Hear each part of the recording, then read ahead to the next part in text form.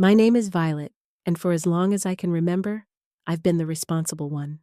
The planner, the fixer, the background character in a family that always revolved around my younger sister, Lauren. I had no idea that the trip I'd been planning for years, the one I dreamed about, saved for, and obsessed over, would become the final straw that broke everything. It started at 6:02 a.m. on a Saturday morning, 2 minutes late to pick up my parents for what was supposed to be our grand adventure through Europe. But when I pulled into their driveway, I saw her, Lauren, in yoga pants and a designer hoodie, dragging a pink suitcase behind her like she'd just booked a flight to Paris herself. At first, I thought it was a joke. I stepped out of the car, plastering on a forced smile and bracing for whatever story my mother was about to tell me. But I wasn't ready for what actually came out of her mouth. "Oh, Violet," she said, her tone overly bright. "We decided Lauren should go instead of you. She's been so stressed lately, she really needs this." My world stopped. "What?" I asked, trying to keep my voice steady, like I hadn't just been punched in the chest. "I mean, sweetheart, you're always working so hard. You can take another trip later. Lauren needs this right now," she added, like that made sense. Like it was reasonable to replace the person who paid for the trip with the one who couldn't afford gas money. Lauren didn't even have the decency to fake guilt. She just smirked, leaning against the car door like it was hers. "Thanks for understanding, sis." That's when I knew this wasn't a last-minute change. This was planned. My dad came out a moment later, carrying his suitcase, looking everywhere but at me. That's when it hit me. They all knew. They'd discussed this, agreed on it, without me. This trip wasn't just some spontaneous gift. I'd spent 2 years planning it down to the last detail. Every reservation, every flight, every meal. Luxury hotels in Paris, gondola rides in Venice, a private wine tour in Tuscany. Things they'd never experience otherwise. And just like that, I was replaced. I opened the trunk, silent. Let them go. Let them have their poor Lauren needs a break vacation. But they wouldn't enjoy it. Not if I had anything to say about it. The ride to the airport was thick with silence, broken only by Lauren's clueless excitement. "Oh my gosh, Mom, I saw this TikTok about Paris. Do you think we'll have time to shop?" she gushed. Mom laughed. "We'll figure it out when we get there." When we get there? Like I wasn't sitting right there, driving the car I'd rented with my own money. My dad had the nerve to say, "Thank you for driving us, Violet. I know this probably feels unusual." I didn't even look at him. "Unusual, that's an interesting way to put it." Lauren chimed in from the back. "You're not mad, right? I mean, this is really big of you." I wanted to scream, but instead, I just smiled tightly and said, "Of course, Lauren. Enjoy the trip." I dropped them off at the airport and helped unload the luggage. My mom hugged me like she wasn't stabbing me in the back. "This means a lot, sweetheart. To us, and to Lauren." I watched them walk into the terminal like I was their Uber driver. When I got back to my house, I sat in silence. I had packed, printed itineraries, prepared documents, all for nothing, or so they thought. I opened my laptop and pulled up my travel dashboard. Hotel? Canceled, tours, refunded, airline upgrades, reversed. I didn't just book the trip, I owned every detail. They wanted to go without me? Fine. Let them explain that to the front desk in Paris. The messages started coming the moment they landed. My mom, my dad, even Lauren. "The hotel won't let us check in. What's going on? Fix this now." "Violet, this isn't funny." "Funny?" Lauren's voicemail dripped with entitlement. "You're being so petty. Just call the hotel and fix it." "No, Lauren. I don't fix things anymore. They thought I'd roll over, like always, that I'd make a few calls and save the trip. That even though they'd betrayed me, I'd still be their safety net. Not this time. They wanted to take the trip without me. They could figure it out without me too.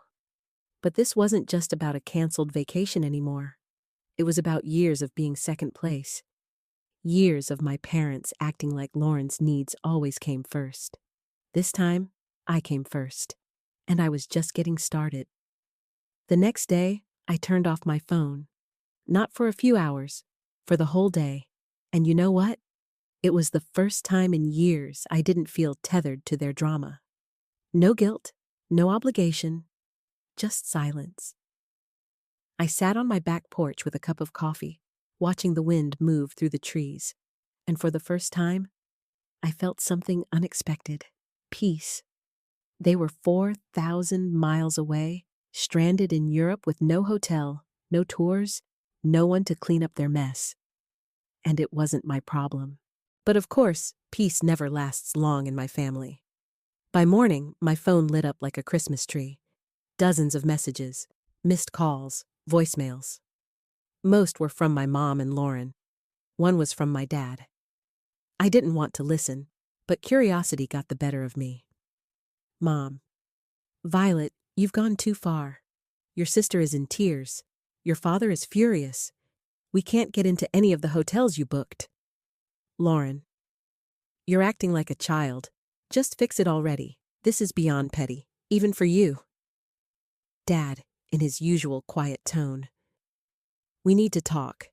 This isn't right. I sipped my coffee and shook my head. This wasn't right. What wasn't right was getting replaced on a trip I paid for. A trip that was supposed to be a thank you gift to my parents, not a charity tour for my spoiled sister. I ignored the calls, let the messages stack up. I had no intention of playing lifeguard to a drowning plan they hijacked without me. But that afternoon, another call came. This time, I answered. Violet, my mom snapped, skipping any kind of greeting. This isn't funny anymore. We're stranded. Do you have any idea how embarrassing this is? I took a slow sip of my tea. Embarrassing? Try saving for years, planning every detail, and then being told you're not invited. She was silent for a beat. Then, stop being dramatic. Lauren needed this more than you. And now she can figure it out on her own, I said calmly. We're family, she hissed. We don't do this to each other. A bitter laugh escaped me. Funny, I was just thinking the same thing. In the background, I heard Lauren whining. Mom, just hang up. She's being impossible. That was it. The final straw. Enjoy your trip, I said, my voice turning ice. Oh wait, you can't. Because it's not yours. It was mine. And now, it's no one's. Goodbye. I hung up and turned my phone off again. That evening, I poured myself a glass of wine and lit a candle. For once, I wasn't scrambling to solve their problems. I wasn't checking on their reservations or rebooking things last minute. I just existed, alone in the stillness. And I loved it. The next few days were blissfully quiet. I cleaned the house, took long walks, cooked meals I actually enjoyed. I even started reading a book that had been gathering dust for a year. But on the third day, curiosity crept back in. I powered my phone on, and oh, wow. They'd escalated, new voicemails. Mom's tone had gone from angry to desperate.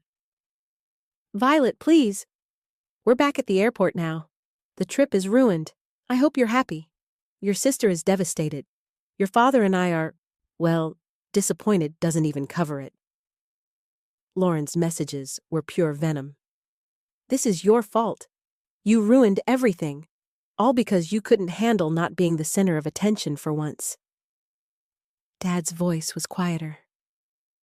I don't understand what happened. Please call us. I deleted them all. They weren't just mad because I canceled the trip. They were mad because they had no idea how to function without me. Every Christmas, every vacation, every family emergency, I handled it. I made sure things ran smoothly while they sat back and expected it. Not anymore. That evening, my best friend Grace showed up unannounced, 2 coffees in hand. "Your mom called me," she said, setting the cups down. "Tried to guilt-trip me into guilt-tripping you." I raised an eyebrow. "And?" Grace shrugged, smirking. "Told her you were probably too busy being a badass." I laughed for the first time in days. "You finally stood up for yourself," she said, her voice turning serious. "It's about damn time." Her words stuck with me after she left. She was right. I'd bent over backward for people who never seemed to appreciate it. I'd spent years being the support beam holding up their chaos. But now, I was done. And if they didn't like it, good. They could figure it out themselves. The calm couldn't last forever. By the end of the week, they were back. I found out the same way I found out everything in my family. By accident. I was watering my plants when I saw a taxi pull into my parents' driveway. The moment I saw Lauren scowl through the window, I knew they were home, and they were furious. But instead of ignoring it like I usually did, I did something different. I grabbed my coffee, got in my car, and drove over. I didn't go there to fight. I didn't go there to apologize. I went there to finish it. When I pulled into the driveway, they were dragging their luggage up the steps. My mom saw me first. She froze. My dad looked tired. Lauren rolled her eyes so hard I thought they might get stuck. "Well," she spat, "I hope you're happy." I didn't move from the porch swing, just sipped my coffee and said, "Happy about what?" "Our trip was a disaster," my mom snapped. "Dingy hotels, awful food, and don't even get me started on the tours. There were no tours." I tilted my head. Weird, almost like something went wrong with the planning. My dad stepped forward, trying to play peacemaker. "Violet, you didn't have to cancel everything. That was extreme." "Was it?" I stood slowly, setting my mug on the small table beside me. Why should I pay for a trip I wasn't even invited to? If Lauren needed a break so badly, maybe she should have planned something. Lauren crossed her arms. "You're so dramatic. It's just money, Violet." That hit a nerve. I turned to her, every word sharp and measured. "No, Lauren, it's not just money. It's years of saving, of planning, of sacrificing nights out, vacations and bonuses. But of course, you don't get that, because you've never had to work for anything." The silence was deafening. "I spent 2 years organizing a trip to thank our parents," I continued, looking straight at my mom. "Not to fund your getaway, but you all made a choice. You replaced me, like I was nothing, so I made one too." "That's not fair," my mom said quietly. "What's not fair," I said, "is spending my life being the reliable one, the fixer, the responsible adult, only to be cast aside the second Lauren wants something." Lauren scoffed. "Get over yourself." I turned to her. "No, Lauren, you get over me. I'm not your backup plan anymore."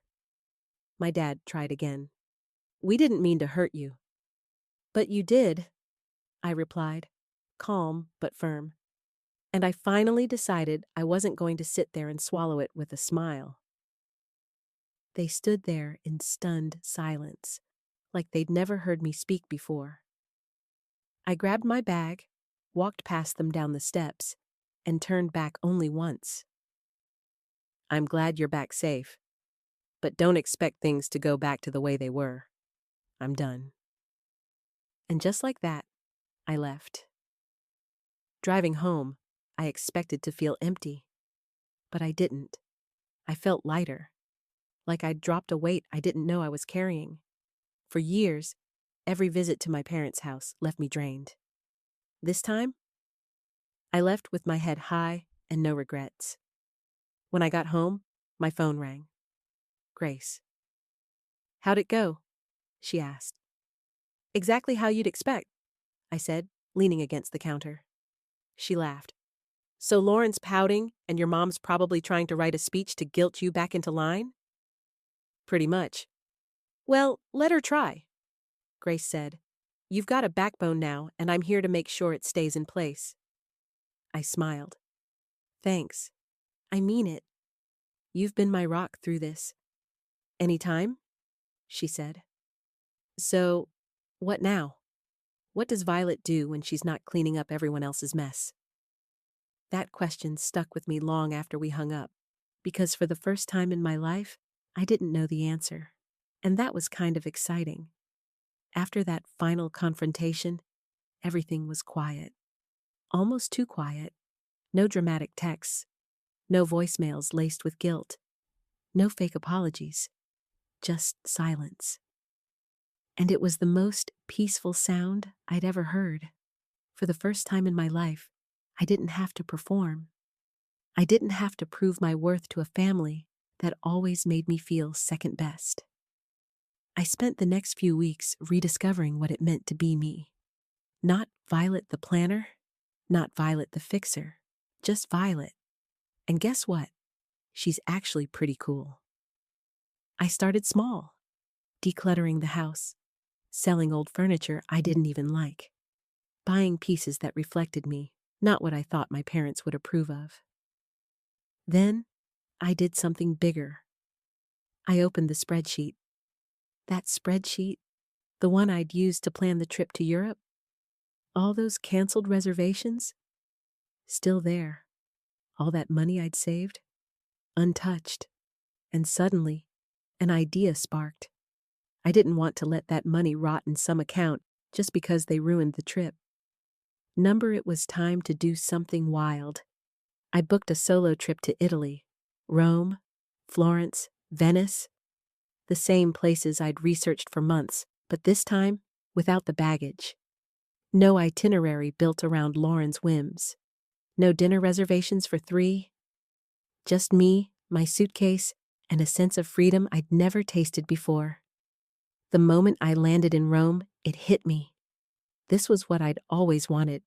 Not just the trip, but the feeling, the independence, the control. I wandered cobblestone streets, sipped espresso in alleyway cafes, marveled at ruins older than my entire family tree. I didn't check my phone. I didn't worry about what anyone else needed. It was just me, and it was perfect.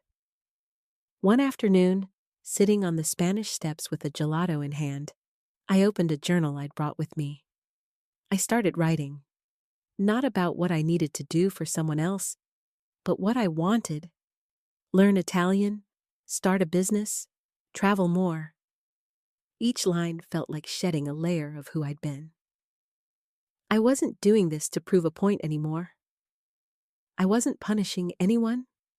I was finally, living on my own terms. On my last night in Florence, I had dinner at a little restaurant overlooking the Arno River. The owner greeted me like an old friend. I sat there watching the sunset paint the sky and realized something I hadn't said out loud. I don't need their approval. I never did. I was enough, just as I was. When I returned home, I unpacked slowly, placed souvenirs around my living room. Each one was a memory I made for me. Not a gift, not an apology, a celebration.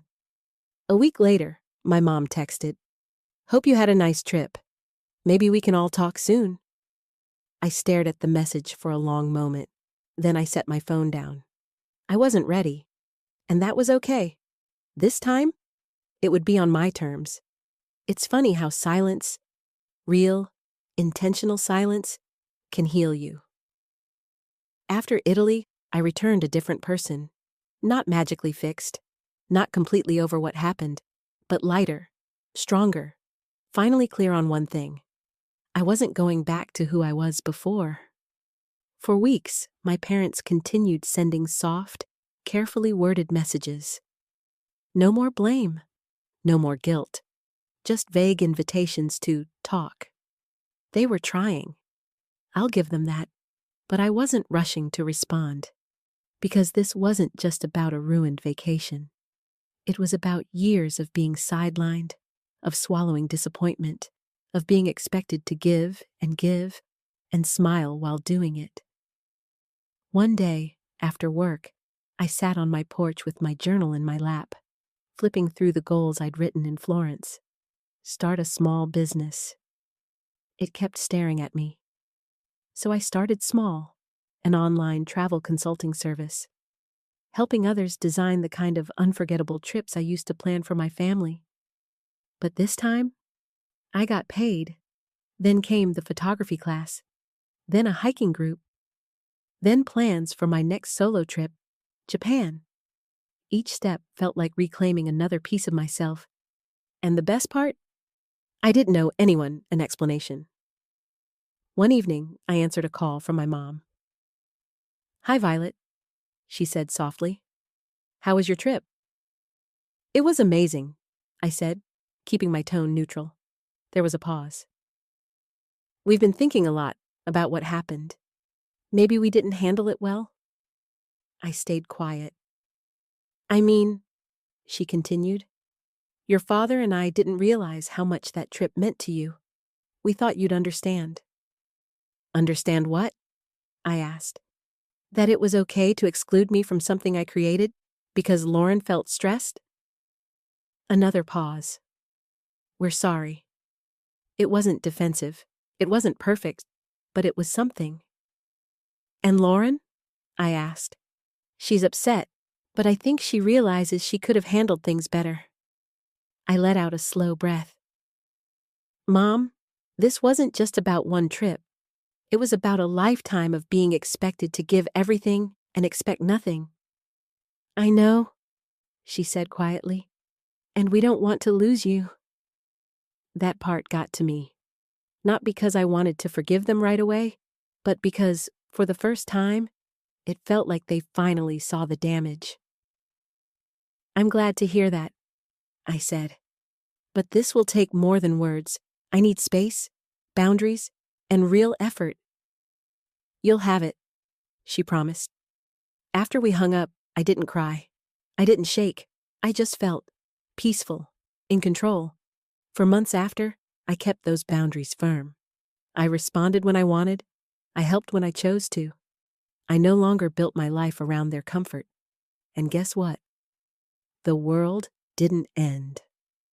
One Saturday, I sat on the porch with a coffee and watched the sun dip low over the horizon. I wasn't the fixer anymore. I wasn't the forgotten one. I was the woman who said no, who stood up, who walked away from people who didn't value her, and who came back, not to apologize, but to rebuild on her own terms. The next trip, it's already planned. Solo again, because I'm not just traveling anymore. I'm moving forward, and this time, I'm in the driver's seat.